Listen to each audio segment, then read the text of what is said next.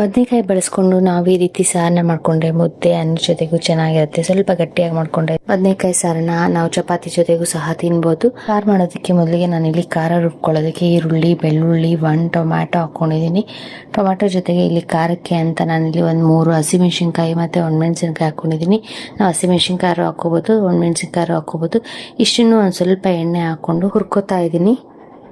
ಒಂದು ಸ್ವಲ್ಪ ಹುರ್ಕೊಂಡಿದ್ದಾದಮೇಲೆ ಇದಕ್ಕೆ ನಾನು 1 ಹಿಡಿಯಷ್ಟು ಕಡಲೆ ಬೀಜನ ಹಾಕೋತಾ ಇದ್ದೀನಿ. ಕಡಲೆ ಬೀಜ ಹಾಕೋದ್ರಿಂದ ಟೇಸ್ಟ್ ತುಂಬ ರುಚಿಯಾಗಿರುತ್ತೆ. ತುಂಬ ಜಾಸ್ತಿ ಬೇಡ, ನಾವು ಸಾಂಬಾರು ಜಾಸ್ತಿ ಮಾಡಿದಷ್ಟು ಕಡಲೆ ಬೀಜನ ಜಾಸ್ತಿ ಹಾಕ್ಕೋಬೋದು. ನಾನಿಲ್ಲಿ ಒಂದು ಹಿಡಿಯಷ್ಟು ಕಡಲೆ ಬೀಜನ ಹಾಕಿ ಸ್ವಲ್ಪ ಹೊತ್ತು ಹುರ್ಕೊಂಡಿದ್ದೀನಿ.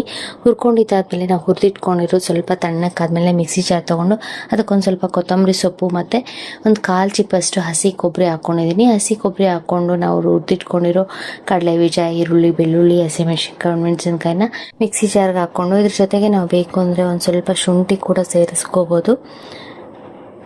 ಖಾರಕ್ಕೆ ನಾವು ಆಲ್ರೆಡಿ ಮೆಣಸಿನ್ಕಾಯಿ ಯೂಸ್ ಮಾಡಿರೋದ್ರಿಂದ ನಾನಿಲ್ಲಿ 1-2 ಸ್ಪೂನಷ್ಟು ಧನಿಯಾ ಪೌಡರ್ನ ಹಾಕ್ಕೋತಾ ಇದ್ದೀನಿ. ಧನಿಯಾ ಪೌಡರ್ ಹಾಕಿ ನುಣ್ಣಕ್ಕೆ ರುಬ್ಕೊಂಡ್ರೆ ಖಾರ ರೆಡಿ ಆಗುತ್ತೆ. ಈಗ ನಾನು ಬದನೆಕಾಯಿ ತೊಗೊಂಡಿದ್ದೀನಿ. ನಾವು ಈ ರೀತಿ ಚಿಕ್ಕ ಬದನೆಕಾಯಿ ತೊಗೋಬೋದು ಅಥವಾ ದೊಡ್ಡ ಬದನೆಕಾಯಿ ತೊಗೋಬೋದು. ನಾನು ಇಲ್ಲಿ ದಪ್ಪದ 1 ಬದನೆಕಾಯಿ ತೊಗೊಂಡು ನೋಡಿಕೊಂಡು ಒಳಗಡೆ ಏನಾದರೂ ಹುಳ ಇದ್ದರೆ ಅದನ್ನು ಬದನೆಕಾಯಿನ ಕಟ್ ಮಾಡಿ ತೆಗೆದುಬಿಡಬೇಕು. ನಾನು ಬದನೆಕಾಯಿನ ಸಣ್ಣದಾಗಿ ಪೀಸಸ್ ಮಾಡ್ಕೋತಾ ಇದ್ದೀನಿ. ಈ ರೀತಿ ಸಣ್ಣದಾಗಿ ಬದನೆಕಾಯಿನೆಲ್ಲ ಪೀಸಸ್ ಮಾಡಿಕೊಂಡು ಒಂದು ಬೌಲಲ್ಲಿ ನೀರಿಟ್ಕೊಂಡು ಆ ಬೌಲ್ಗೆ ಹಾಕ್ಕೋತಾ ಇದ್ದೀನಿ. ಕಟ್ ಮಾಡಿ ಹಾಗೆ ಬಿಟ್ಬಿಟ್ರೆ ಬದನೆಕಾಯಿ ಎಲ್ಲ ಕಪ್ಪಗಾಗ್ಬಿಡುತ್ತೆ. ಒಂದು ಪಾತ್ರೆನಲ್ಲಿ ನೀರಿಟ್ಕೊಂಡು ಆ ಪಾತ್ರೆನೆಲ್ಲ ಹಾಕ್ಕೊಂಡು ಚೆನ್ನಾಗಿ ಬದನೆಕಾಯಿನ ತೊಳ್ಕೊಬೇಕು. ಬದನೆಕಾಯಿನ ರೆಡಿ ಮಾಡ್ಕೊಂಡಿದ್ದಾದಮೇಲೆ ಇದಕ್ಕೆ ನಾನಿಲ್ಲಿ ಬಾಣಲೆ ಇಟ್ಕೊಂಡು 1 ಟೇಬಲ್ ಸ್ಪೂನಷ್ಟು ಎಣ್ಣೆ ಹಾಕ್ಕೋತಾ ಇದ್ದೀನಿ. ಎಣ್ಣೆ ಹಾಕಿ ಮಾಮೂಲಿ ಸಾಸಿವೆ ಒಗ್ಗರಣೆ ಮಾಡಿಕೊಂಡು ನಾವು ಬೇಕು ಅಂದರೆ ಒಗ್ಗರಣೆಗೆ ಒಂದು ಸ್ವಲ್ಪ ಜೀರಿಗೆ ಕೂಡ ಹಾಕ್ಕೋಬೋದು. ನಾನಿಲ್ಲಿ ಸಾಸಿವೆ ಸೇರಿದಾದ್ಮೇಲೆ ಕರಿಬೇವಿನ ಸೊಪ್ಪು ಹಾಕ್ಕೊಂಡು ನಾವು ಕಟ್ ಮಾಡಿ ಇಟ್ಕೊಂಡಿರೋ ಬದನೆಕಾಯಿನ ಹಾಕ್ಕೋತಾ ಇದ್ದೀನಿ. ಬದನೆಕಾಯಿನ ಹಾಕಿ ಬದನೆಕಾಯಿ ಒಂದು ಸ್ವಲ್ಪ ಕಲರ್ ಚೇಂಜ್ ಆಗಿ ಸಾಫ್ಟ್ ಆಗೋವರೆಗೂ ನಾವು ಎಣ್ಣೆಯಲ್ಲಿ ಹುರ್ಕೋಬೇಕು. ನಾವು ಇದಕ್ಕೆ ಒಂದು ಸ್ವಲ್ಪ ಎಣ್ಣೆ ಜಾಸ್ತಿ ಹಾಕ್ಕೊಂಡ್ರೂ ಸಹ ಟೇಸ್ಟ್ ತುಂಬ ರುಚಿಯಾಗಿರುತ್ತೆ. ನಾವು ಯಾವಾಗಲೂ ಚಿಕ್ಕ ಬದನೆಕಾಯಲ್ಲಿ ಎಣ್ಣೆಗಾಯಿ ಮಾಡ್ತಾ ಇರ್ತೀವಿ. ಈ ರೀತಿ ದಪ್ಪ ಬದನೆಕಾಯಿ ತಂದಾಗ ಈ ರೀತಿ ಬದನೆಕಾಯಿ ಸಾರನ್ನು ಮಾಡಿ ನೋಡಿ. ಮುದ್ದೆಗೆ, ಅನ್ನಕ್ಕೆ ಮತ್ತು ಚಪಾತಿಗೂ ಸಹ ತುಂಬ ರುಚಿಯಾಗಿರುತ್ತೆ. ಬದನೆಕಾಯಿನ ಸ್ವಲ್ಪ ಸಾಫ್ಟ್ ಆಗೋವರೆಗೂ ಎಣ್ಣೆಯಲ್ಲಿ ಈ ರೀತಿ ಫ್ರೈ ಮಾಡ್ಕೊಂಡಿದ್ದಾದಮೇಲೆ ಈಗ ನಾವು ರುಬ್ಬಿಟ್ಕೊಂಡಿರೋ ಖಾರ ಹಾಕಿ ಮಿಕ್ಸ್ ಮಾಡಿಕೊಂಡು ನಮ್ಗೆ ಏನಾದರೂ ಎಣ್ಣೆ ಕಮ್ಮಿ ಆಯಿತು ಅನಿಸಿದ್ರೆ ನಾವು ಬದನೆಕಾಯಿ ಫ್ರೈ ಮಾಡ್ಕೊಳ್ಳುವಾಗ ಒಂದು ಸ್ವಲ್ಪ ಎಣ್ಣೆನ ಹಾಕ್ಕೊಂಡು ಸೇರಿಸ್ಕೊಂಡು ಬದನೆಕಾಯಿನ ಫ್ರೈ ಮಾಡ್ಕೋಬೋದು.